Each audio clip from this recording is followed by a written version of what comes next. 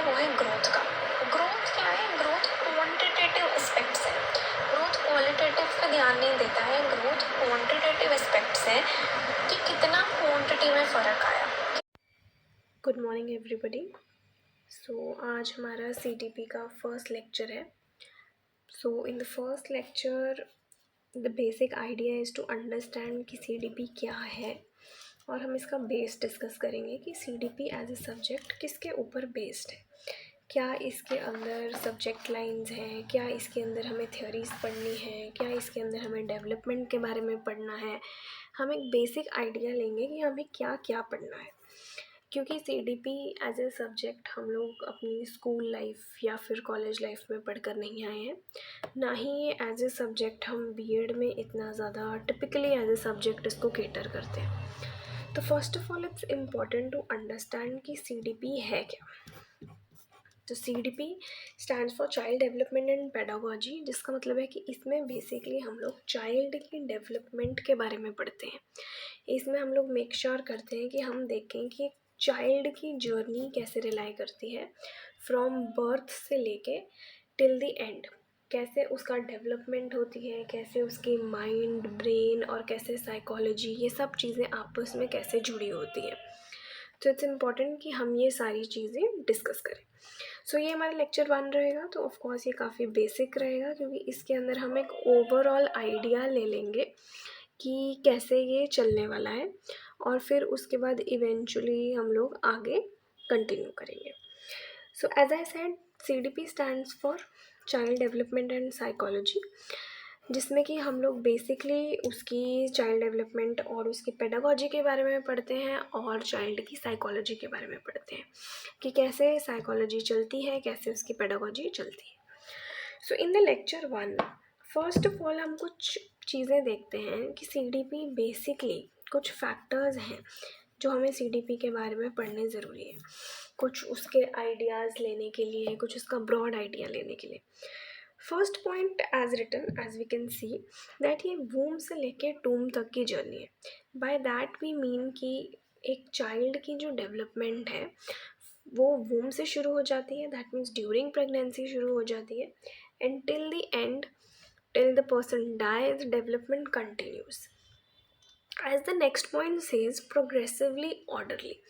इसका मतलब ये है कि सबसे पहली बात तो ऑफकोर्स जो डेवलपमेंट है वो प्रोग्रेसिव इन नेचर है। ऐसा नहीं है कि आज मैं एक सर्टन टाइम पे डेवलप कर गई हूँ, एक पॉइंट पे हूँ, तो मैं वापस I can not go back, I will always move forward in the process of development. तो इसीलिए जो डेवलपमेंट है उसको हम प्रोग्रेसिव इन नेचर मान के चलते हैं।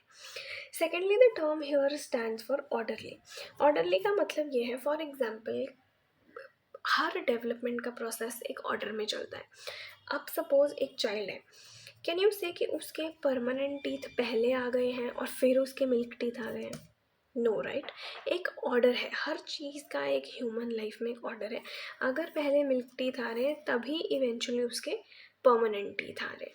तो दैट स्टेट्स की पहली बात तो जो डेवलपमेंट है वो प्रोग्रेसिव इन नेचर है, और सेकेंडली उसका जो ऑर्डर है वो फिक्स है। Thirdly the point states predictable changes. अब एक हम समझ चुके हैं कि जो एक ह्यूमन है उसमें जो चेंजेस हैं वो काफ़ी प्रेडिक्टेबल हो जाते हैं। मतलब कि अगर एक चाइल्ड एक अडोलेसेंस एज में जा रहा है तो ऑफकोर्स हम प्रेडिक्ट कर सकते हैं ना कि अब इसके स्किन में चेंजेस हो सकते हैं, अब इसकी हाइट वेट में चेंजेस हो सकते हैं, फिजिकल फीचर्स में फ़र्क आ सकता है। तो ये काफ़ी जो डेवलपमेंट होती है वो काफ़ी हद तक प्रिडिक्टेबल होती है।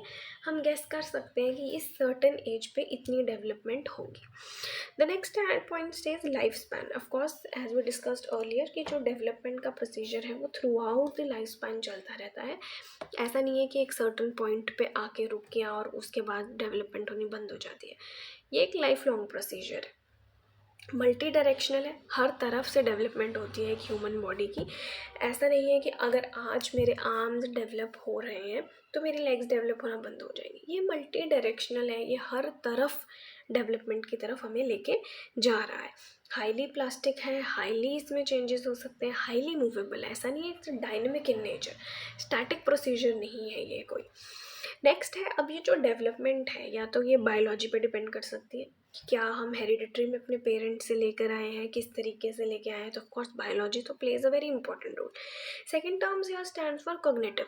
कॉग्निटिव मतलब कि डेवलपमेंट हमारे ब्रेन की जो स्किल्स हैं उस पर भी बहुत मैटर करती हैं, कि कितनी हम कॉग्निटिव स्किल्स को अपनाते हैं, कितने हम अपने ब्रेन माइंड को यूज़ करते हैं, तो कॉग्निटिव पे भी बहुत डिपेंड करती हैं। एंड थर्डली सोशल इमोशनल, क्या हमारा सोसाइटी हमें दे रहा है, क्या हमारे इमोशंस हमें दे रहे हैं, ये सब चीज़ें डेवलपमेंट को बहुत ज़्यादा इधर उधर करने में वो कर देती हैं। क्योंकि अगर सपोज़ एक चाइल्ड है वो बहुत ही ज़्यादा डिप्रेसिंग उसमें रह रहा है, तो ऑफकोर्स उसकी डेवलपमेंट स्लो होगी। और अगर एक दूसरा चाइल्ड है वो बहुत ही हैप्पी इन्वायरमेंट में रह रहा है, तो देयर आर हाई चांसेस कि उसकी डेवलपमेंट एक हाई स्पीड पे।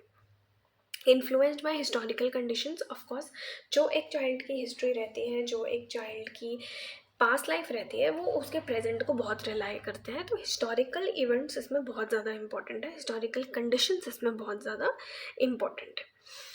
अब जब हम डेवलपमेंट का प्रोसीजर पढ़ते हैं ना, हमें 3 टर्म्स में डिफरेंस पता होना बहुत ज़रूरी है। The first term is maturity, then is growth and then is development. Usually ये टर्म्स को ना हम स्पेशली डेवलपमेंट एंड ग्रोथ, इनको हम बहुत ज़्यादा इंटरचेंजेबली यूज़ करते हैं, but the reality is these are not interchangeable words, they all have a different meaning. Maturity mostly हम वो मानते हैं जो बाय डिफ़ॉल्ट एक इंसान के अंदर आती है, जो कि हेरिडिटरी से जुड़ी हुई होती है। वेयर एज ग्रोथ, ग्रोथ हम मानते हैं जब किसी चाइल्ड में क्वांटिटेटिव चेंजेस आते हैं। बाय क्वांटिटेटिव चेंजेस भी मीन्स जब उसकी फिजिकल बॉडी पार्ट्स में कोई फ़र्क आता है, तो यूजुअली हम उसको ग्रोथ का नाम देते हैं, जैसे कि हाइट, जैसे कि वेट। तो ये सारे फैक्टर्स जो हैं वो ग्रोथ के लिए होते हैं। जहाँ तक बात है डेवलपमेंट की, डेवलपमेंट क्वालिटी प्लस क्वांटिटी की बात करता है, और मोस्ट इम्पॉर्टेंटली ये है कि ये क्वालिटी की ज़्यादा बात करता है। बात तो दोनों प्रोसीजर्स की करता है, क्वालिटी प्लस क्वांटिटी की, लेकिन क्वालिटी की बात ज़्यादा करता है। बेसिकली डेवलपमेंट क्या होती है, कुछ सिस्टमैटिक चेंजेस हो रहे हैं एक इंसान के अंदर जो उसको डिपेंडेंट से सेल्फ रिलायंट बना रहे हैं। क्योंकि of course as a newborn और as a child of 1 2 3 4 years वो काफ़ी ज़्यादा डिपेंडेंट है, बट इवेंचुअली जैसे जैसे डेवलपमेंट होती रहती है वैसे वैसे वो सेल्फ रिलायंट बनता रहता है, और इसी प्रोसीजर को हम डेवलपमेंट का नाम देते हैं। तो इन 3 टर्म्स में हमें डिफरेंस पता होना बहुत ज़रूरी है। अब ये आप POP से याद रखेंगे। ये मैं तीनों टर्म्स आपको बता चुकी हूँ। एक बार दोबारा पढ़ते हैं कि पहली बात तो डेवलपमेंट जो है वो प्रोग्रेसिव इन नेचर है, ये नहीं है कि वापसी हो जाती है। एक बार जहाँ तक डेवलपमेंट हो गई है तो वो आगे ही बढ़ेगी eventually. Secondly as I said order में चलती है, सीक्वेंस में चलती है। एंड थर्डली काफ़ी ज़्यादा प्रिडिक्टेबल है। ठीक है, हम प्रिडिक्ट कर सकते हैं कि इस सर्टन एज पे ये चेंजेस होने का वो होगा। इसके बाद हमारा अगला कॉन्सेप्ट जो आता है, जिसमें से क्वेश्चन काफ़ी बार आ भी चुका है, कि डेवलपमेंट जो है वो मल्टी डायमेंशनल प्रोसीजर है। By multi dimensional we means कि डेवलपमेंट में काफ़ी सारी चीज़ें आ जाती हैं। फर्स्ट जो कि आ जाती हैं फिजिकल चेंजेस, जैसे कि मैंने बताया हाइट, वेट, स्किल्स हो गई, मोटर स्किल्स हो गई, ये सारी चीज़ें किस में आ गई, फिजिकल में। सेकेंडली क्या आ जाता है हमारे पास, कॉग्निटिव।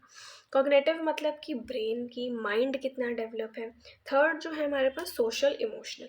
अगर पेपर में क्वेश्चन आता है कि डेवलपमेंट मल्टी डायमेंशनल है या किसी भी तरीके से कि कितनी टाइप्स में डिवाइड करा जाता है, तो आंसर हम यूजुअली 3 मार्क करते हैं, बिकॉज फिजिकल, कॉग्निटिव एंड जो इमोशनल और सोशल है उनको हम एक ही काउंट करके चलते हैं। ठीक है, तो 3 टाइप्स मेन मानी जाती हैं। First is physical, second is cognitive and third is socio emotional, जो कि हमने ऊपर डिस्कस करा था in the second very point जब मैं आपको फैक्टर्स पढ़ा रही थी। ठीक है, उसके बाद हम बात करते हैं नेक्स्ट बात की, जो कि है अब इन जो टाइप्स है ना, मैं आपको इनका पहले आज, क्योंकि फर्स्ट क्लास है इसलिए मैं आपको इनका ब्रॉड आइडिया दे दूँगी कि क्या क्या बेसिकली आता है। द फर्स्ट हमारे पास जो है वो हमारे पास है फिज़िकल। तो फिज़िकल के अंदर क्या है, फिज़िकल के अंदर हमारे पास 2 में इसको हम डिवाइड करते हैं। फिज़िकल का मतलब है motor development. By motor we means जो हमारे बॉडी पार्ट्स हैं वो कैसे वर्क करते हैं। एक इसके अंदर हमारे पास आती है ग्रॉस मोटर स्किल्स, दूसरी हमारे पास आती है फाइन मोटर स्किल्स। ईजी है, बहुत ईजी है समझना। ग्रॉस मोटर स्किल्स मतलब जिसमें कि हमारे आर्म्स और लेग्स का यूज़ हो रहा है। ठीक है, जैसे कि आर्म्स और लेग्स की मसल किस में यूज़ हो रही है, रनिंग, वॉकिंग, स्विमिंग, स्किपिंग। तो ये सारी चीज़ों में क्या यूज़ हो रही है हमारी, ग्रॉस मोटर स्किल्स यूज़ हो रही हैं क्योंकि इनमें आर्म्स और लेग्स यूज़ हो रही हैं। ग्रॉस मतलब कि बड़ी मसल्स का यूज़ होना। देन फाइन, बहुत ही बारीकी वाले काम जैसे कि ड्राइंग, राइटिंग, पॉइंटिंग, अब इनमें हमारी कौन सी मसल्स यूज़ हो रही है? ऑफकोर्स हमारे हैंड्स यूज़ हो रहे हैं और हैंड्स के साथ साथ हमारी आइज़ की बहुत बड़ी कोऑर्डिनेशन है इसके अंदर। अगर हमें दिखेगा ही नहीं तो ऑफकोर्स ये चीज़ें गड़बड़ा सकती हैं।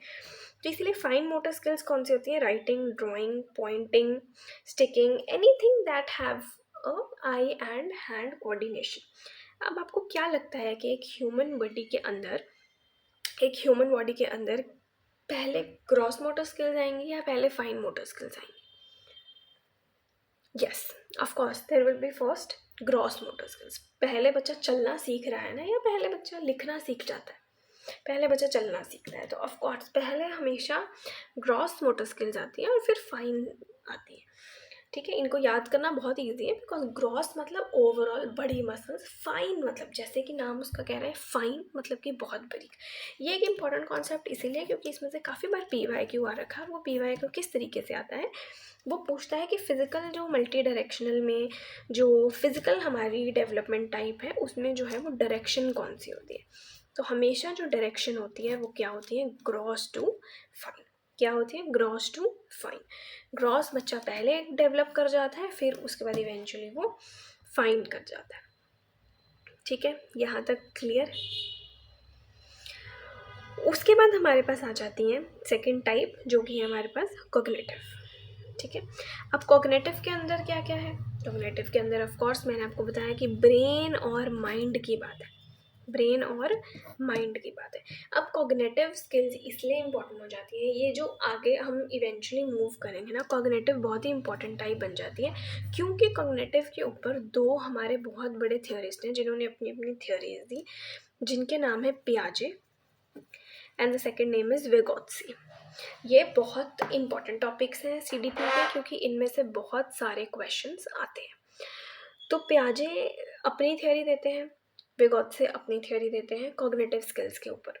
लेकिन अब हम इनको डिटेल में नहीं डिस्कस करेंगे बिकॉज ये हमारे प्रॉपर पियाजे के ऊपर हम एक अलग चैप्टर डिस्कस करेंगे और विगोत्से के ऊपर हम एक अलग चैप्टर डिस्कस करेंगे फॉर ए बेटर क्लैरिटी। अब ब्रेन को ना बेसिकली एक इंसान था जिसने बोला कि ब्रेन का जो लेफ़्ट पार्ट होता है और जो राइट पार्ट होता है, जो लेफ़्ट पार्ट होता है वो यूजुअली लॉजिक से जुड़ा होता है और जो राइट पार्ट होता है वो यूजुअली क्रिएटिविटी से जुड़ा होता है। ठीक है, ये टॉपिक पूरा इन डिटेल है क्योंकि अभी तो हम लोग बेसिक आइडिया डिस्कस कर रहे हैं कि क्या क्या टाइप्स हैं और उनका मीनिंग क्या है।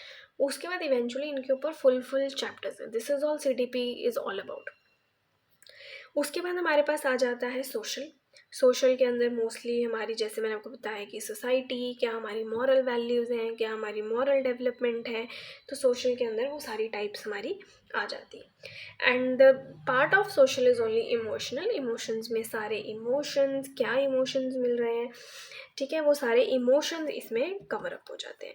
अब इमोशंस पे एक थ्योरी, एक इंसान था वॉटसन नाम का, ये यहाँ पे स्टार मार्क करके लिख लेंगे। वॉटसन ने बोला था कि 3 इमोशंस बाय बर्थ एक चाइल्ड में आते हैं, दैट इज़ FAL से याद रखेंगे, फियर, एंगर एंड लव। ये 3 इमोशंस एक चाइल्ड अपने साथ बाय बर्थ लेके आता है। तो ये क्वेश्चन किसी भी तरीके से आ सकता है। 3 इमोशंस पूछे जा सकते हैं, नाम पूछा जा सकता है कि किसने दिया, और 3 इमोशन थ्योरी किसने दी, वॉटसन ने दी, ऐसे भी पूछा जा सकता है। आई होप यहाँ तक आपको क्लियर है। अभी तक हमने सबसे पहले स्टार्ट करा था फैक्टर से कि क्या क्या फैक्टर्स हैं, और उसके बाद हमने बात करी टाइप्स की, मल्टी डायमेंशनल कैसे है डेवलपमेंट, और उसमें 3 मेन टाइप्स हमने पढ़ी, that is physical, cognitive and socio emotional. Base of first chapter यही है। कुछ टर्म्स मैं आपको करवा देती हूँ, जैसे कि लर्निंग। सबसे पहले जो हमारी नेक्स्ट टर्म आती है वो है लर्निंग एक ऐसी चीज़ है जो कि हम बिहेवियरल चेंजेस मानते हैं, जो कि हम कहते हैं कि कर कर सीखना, उसे हम लर्निंग कहते हैं बेसिकली। और जो लर्निंग और मैच्योरिटी है ये एक दूसरे से जुड़े हुए प्रोसीजर्स है, कॉम्प्लीमेंट्री प्रोसीजर्स है, because the more you learn the more mature you become. तो अगर लर्निंग और मैच्योरिटी पूछा जाए तो ये सब जुड़े हुए प्रोसीजर्स है। इनफैक्ट लर्निंग, डेवलपमेंट, ये जो सारे प्रोसीजर्स है ये सब आपस में क्या है, इंटर रिलेटेड है। इनका सबका आपस में कोई ना कोई लेना देना है। सेकेंडली हमने मेच्योरिटी की बात करी थी। मेच्योरिटी हमने बात करी थी कि मोस्टली हेरिडिटरी आती है लेकिन विद एज चेंज ज़रूर करती रहती है। It's a dynamic procedure. It's not something कि वो एक स्टैटिक प्रोसीजर है और वो जुड़ जाएगा, ठीक है।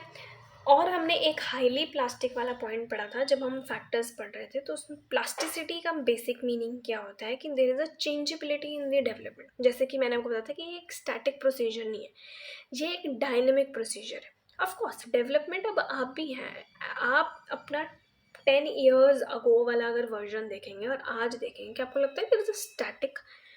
It's a dynamic change. It's there could be so many changes जो पिछले 10 सालों में आप में हो गए होंगे। That's all development is all about. तो प्लास्टिसिटी का कॉन्सेप्ट ये कहता है कि जो फर्स्ट 12 years होते हैं ह्यूमन के, वो मोस्ट इंपॉर्टेंट होते हैं क्योंकि उसमें सबसे ज़्यादा चेंजेस आते हैं। क्योंकि ऑफ कोर्स उसमें आप सारी चीज़ें पहली पहली बार कर रहे होते हैं, पहली पहली बार सीख रहे होते हैं। तो प्लास्टिसिटी ये कहती है कि मॉडिफाई जो है वो आप फर्स्ट 12 years में सबसे ज़्यादा करते हो। और नेक्स्ट जो कॉन्सेप्ट आता है हमारे पास, दैट इज़ न्यूरोप्लास्टिसिटी। न्यूरोप्लास्टिसिटी मतलब कि ब्रेन कैसे चेंज कर रहा है, जो इंटायर पीरियड है चाइल्डहुड से लेके एडोलसेंस तक का, तो ये एक सेंसिटिव पीरियड है कॉग्निटिव डेवलपमेंट का। तो इसमें कैसे चेंजेस आ रहे हैं, कैसे क्या क्या चेंजेस आ रहे हैं, तो ये सब न्यूरोप्लास्टिसिटी में हम डिस्कस करते हैं। अभी अगर आपको लग रहा है कि बहुत सारी टर्म्स हो गई हैं, बहुत सारा कन्फ्यूजन हो गया है, तो डोंट वरी, ये सिर्फ एक इंट्रोडक्शन क्लास है। इसमें सिर्फ सारी चीज़ें मैं आपको एक एक टर्म वाइज करा रही हूँ। सीडीपी में ये सारे फुल चैप्टर्स हैं आगे जाके, और इवेंचुअली जब नेक्स्ट क्लास से विल ट्राई कि हम कुछ कुछ PYQs या फिर कुछ कुछ क्वेश्चंस ले आएँ, तो आपको समझ आएगा कि इनमें से क्वेश्चंस कैसे पूछे जाते हैं, कैसे आप ऑप्शन एलिमिनेशन से उनको आंसर मार्क कर सकते हैं, और कैसे क्या क्या आंसर्स आप तरीके से मार्क कर सकते हैं, ठीक है। अब थोड़ा सा आगे हम बस इतना देखेंगे कि ग्रोथ और डेवलपमेंट में क्या डिफरेंस होता है, और स्ट्रक्चरल और फंक्शनल ब्रेन के चेंजेस क्या होते हैं। That's it. इतने में हम आज की क्लास ओवरलैप कर देंगे, फिर इवेंचुअली द मेन जो चैप्टर्स हैं CDP के वो स्टार्ट हो जाएंगे। लेकिन मेन पढ़ने से पहले ऑफ कोर्स आपको ब्रीफ आइडिया आना चाहिए कि हम पढ़ने जा क्या रहे हैं, तो उसके लिए ये क्लास है। न्यूरोप्लास्टिसिटी के अंदर 2 टाइप्स होते हैं। एक स्ट्रक्चरल चेंजेस, स्ट्रक्चरल ब्रेन के चेंजेस में जो हमारी बेसिकली जो यादें हो गई पुरानी, जो ब्रेन के फिजिकल स्ट्रक्चर के बारे में बात कर रहे हैं, जिसमें मेमोरीज हैं, एक्सपीरियंसेस हैं। दूसरे होते हैं फंक्शनल चेंजेस, जो कि मेन फंक्शंस एक डैमेज्ड एरिया से अनडैमेज्ड एरिया में जाने का काम करते हैं, जो main functioning of the brain है। तो इसे हम 2 सब टाइप्स में इसको डिवाइड करते हैं। अब ये वैसे हम डिस्कस कर चुके हैं अर्लियर कि ग्रोथ में क्या होता है और डेवलपमेंट में क्या होता है, but for a revision because ये इंपॉर्टेंट कॉन्सेप्ट है। ग्रोथ मैंने आपको जैसे पहले बताया कि मोस्टली क्या होते हैं, क्वांटिटेटिव चेंजेस, फिजिकल चेंजेस, और डेवलपमेंट क्या होते हैं, क्वांटिटी प्लस क्वालिटेटिव। तो इससे हम ये कंक्लूजन निकाल सकते हैं कि ग्रोथ क्या हो गए, स्ट्रक्चरल चेंजेस हो गए, जो ऊपरी फिजिकल चेंजेस हमें दिखाए, और जो अंदर की बात है, जो अंदर के डैमेज्ड एरिया से अनडैमेज्ड एरिया वाला कॉन्सेप्ट है, तो जो डेवलपमेंट है वो स्ट्रक्चरल प्लस फंक्शनल चेंज कर रहा है, ठीक है। यूजुअली जो है growth of course physical changes से जुड़ा हुआ है, और डेवलपमेंट जो है वो हर चीज़ से, बिहेवियर हो गया, फिजिकल भी हो गया, हर चीज़ इसमें हम कंक्लूड करके चलते हैं। तो ऑफ कोर्स इससे हम ये तो बता ही सकते हैं कि ग्रोथ जो है वो काफ़ी नैरो कॉन्सेप्ट हो गया, काफ़ी छोटा कॉन्सेप्ट है, वेयर जो डेवलपमेंट है वो काफ़ी ब्रॉड कॉन्सेप्ट है, ब्रॉड डोमेन है, इसमें बहुत सारी चीज़ें आ जाती हैं। Next involve structural changes and stops after growth. Of course एक पॉइंट के बाद आके रुक जाती है, ऐसा नहीं है कि अत्यंत चलती ही रहती है, हाइट की भी एक लिमिट है, वेट ऑफ कोर्स इधर उधर हो सकता है, पर most physical changes height weight के अलावा भी, अगर आइज़ का डेवलपमेंट है, हैंड्स का डेवलपमेंट, तो वो एक सर्टन एज के बाद आके रुक जाता है। लेकिन जो डेवलपमेंट है, जैसे मैंने आपको बताया, वो एक लाइफ लॉन्ग प्रोसीजर है, वो कंटिन्यूस चलता रहता है। द फर्स्ट वेरी पॉइंट जो हमने डिस्कस करा था, वूम से लेके टूम तक की जर्नी होती है, प्रेगनेंसी से शुरू हो जाती है एक चाइल्ड की डेवलपमेंट, और वो life long till death continued रहती है, ठीक है। तो इससे ऑफकोर्स हमें ये भी पता लगता है कि जो डेवलपमेंट हो गई और लर्निंग हो गई, ये भी आपस में इंटर रिलेटेड हो गए, ये भी आपस में इंटर रिलेटेड हो गए। अब उसके बाद हम ये कंक्लूड करेंगे कि क्या चीज़ें हैं जो ग्रोथ और डेवलपमेंट में एक हिंड्रेंस का काम करती हैं, एक रुकावट का काम करती हैं। तो सबसे पहली बात ये है कि फैक्टर्स जो अफेक्ट करते हैं, दैट कुड बी डिसीज़, कोई बीमारी हो सकती है, कोई इंटरनल प्रॉब्लम हो सकती है, कोई एक्सटर्नल प्रॉब्लम हो सकती है। एक्सटर्नल जैसे कि हमने बात करा इमोशंस हो गए, कोई और दिक्कतें हो गई। इंटरनल हमने बात करा डिसीजेज़ हो गए, कोई हेल्थ इश्यूज़ हो गए। एक्सटर्नल में फैमिली हो गई, बैकग्राउंड हो गया, आपकी सोसाइटी हो गई। तो बहुत सारी चीज़ें हैं जो एक चाइल्ड की ग्रोथ और डेवलपमेंट, आपका जो इन्वायरमेंट है, आपका जो एटमॉस्फेयर है, वो बहुत इम्पॉर्टेंट रोल प्ले करता है डेवलपमेंट में। किस बच्चे को कैसा माहौल मिल रहा है, कौन कैसे पल बढ़ रहा है, ये सब चीज़ें डेवलपमेंट का बहुत इम्पॉर्टेंट पार्ट है। तो ये सब चीज़ों को कंट्रोल में लाना, ये सब चीज़ों को देखना, इन सब चीज़ों को वेरिड रहना, ये सब डेवलपमेंट का पार्ट है। और डेवलपमेंट बहुत सारे फैक्टर्स पर रिलाई करती है। ऐसा नहीं है कि हर बच्चे की डेवलपमेंट सेम हो रही है। ठीक है, प्रिडिक्टेबल है, ऑर्डर में है, लेकिन ज़रूरी नहीं है कि दो बच्चों की डेवलपमेंट बिल्कुल सेम हो रही हो। Even in the case of twins, development अपने अपने पेस पे चलती है। ऐसा भी ज़रूरी नहीं है कि जो जो ट्विंस का केस हो उसमें डेवलपमेंट सेम पेस पे चले। Every child is a different journey, और एवरी चाइल्ड की जो डेवलपमेंट है वो डिफरेंट तरीके से होती है। ये हमारा एक बेस लेक्चर यहाँ पे हमारा कंक्लूड हो जाता है, जिसमें कि हम ये सारे कॉन्सेप्ट्स पढ़ते हैं। और इसके बाद तो इवेंचुअली हम चैप्टर वाइज ही चलेंगे अकॉर्डिंग टू द सिलेबस। इसके अंदर जो मोस्ट इम्पॉर्टेंट है, एक तो PYQ वही है, ग्रॉस और फाइन मोटर स्किल्स वाला, जो कि मैंने आपको फिजिकल के अंदर बताया। उसकी डायरेक्शन बहुत बार पूछी गई है। और सेकेंडली पियाजे और विगोत्सी की थ्योरीज़ है, जो कि ऑफकोर्स हम डिटेल में डिस्कस करेंगे ही। ठीक है, इसके अलावा इस चैप्टर को सिर्फ आपको एक रीडिंग देनी है, बिकॉज ये आपका एक बेस क्लियर कर देगा। आज का पर्पस ये था कि आपको ये क्लियर हो जाए कि CDP में हम पढ़ने क्या वाले हैं। ऑफकोर्स बहुत सारी चीज़ें आपको और बहुत सारे क्वेश्चन देख के ऐसे लगेंगे कि यार ये तो कॉमन सेंस बेस्ड है, अरे यार ये तो सबको ही पता है। सबको ऐसा लगता है कि CDP is more of a subject कि जिसमें कि आप ऐसे ही स्कोर कर लेंगे। बट द आइडिया इज़ कि आपको 150 मार्क्स का पेपर आना है। ठीक है, उसमें से आपको 90 मार्क्स जनरल कैटेगरी को और 82 डिफरेंट कैटेगरीज को मार्क्स लेके आने हैं। तो अब द थिंग इज़ कि CDP उसमें 30 मार्क्स की आनी है, 30। ठीक है, अगर आप, और ये एक ऐसा सब्जेक्ट है जिसमें कि 30 on 30 स्कोर करना कोई बहुत मतलब कि डिफ़िकल्ट बात नहीं है। लेकिन वो सारा का सारा ऐसे नहीं होगा कि अंदाजे से कि ये ऐसा ये ऐसा, क्योंकि आगे आगे जब थ्योरीज आएंगी ना, अब अगर मैं आपको क्वेश्चन कुछ भी दूँ और मैं पूछूँ कि ये पियाजे की बात है या विगोत्से की बात है, तो वो आप नहीं बता पाएंगे, क्योंकि वो उसमें आपका अंदाज़ा नहीं लगेगा। ठीक है, बहुत सारी चीज़ें ऐसी होती हैं चाइल्ड डेवलपमेंट में जो हमें लगता है कि हम अपने लॉजिक के थ्रू कर सकते हैं, बट इसमें बहुत सारे कॉन्सेप्ट्स ऐसे भी हैं जिसमें कि आपको समझने की ज़रूरत है। तो द आइडिया इज़ कि 150 में से अगर आपके 30 मार्क्स CDP में से ही सिक्योर हो जाते हैं, तो सिर्फ और सिर्फ 60 मार्क्स रह गए। 60 मार्क्स के अंदर आपके अभी इंग्लिश भी है, अभी आपकी दूसरी लैंग्वेज भी है, फिर आपके पास जो भी आपका सब्जेक्ट है, SST है, साइंस है, तो वो भी है। तो वो 60 मार्क्स फिर आप लोग ईजिली सिक्योर कर सकते हो। लेकिन ये CDP में मुझे ऐसा लगता है कि 25+ मार्क्स आने बहुत इंपॉर्टेंट है, बिकॉज इसमें नंबर गंवाने वाली कोई बात ही नहीं है। तो इसीलिए द आइडिया इज़ कि आप इसको ध्यान से समझें, ध्यान से करें और सुनते जाएं बस। अगर आप रोज़ का लेक्चर सिर्फ सुनते भी जाएंगे ना, और इस वीडियो के अंदर जैसे 3-4 शीट्स हैं मैक्सिमम, तो उन 3-4 शीट्स को भी अगर आप रीड करते जाएंगे, हार्डली ये लेक्चर 30 मिनट्स का हुआ करेगा, 30 to 40 मिनट्स, तो इसमें आपकी सारी CDP कवर हो जाएगी इवेंचुअली। तो अगर आप रोज़ 30 मिनट्स में इसको सुन रहे हैं, सिर्फ समझ रहे हैं और सिर्फ मेरी आवाज़ को भी सुन रहे हैं, तो भी आपको काफ़ी सारी कॉन्सेप्ट क्लैरिटी मिल जाएगी कि CDP में क्या है, और 30 मार्क्स सिक्योर करने इतने डिफ़िकल्ट नहीं रहेंगे।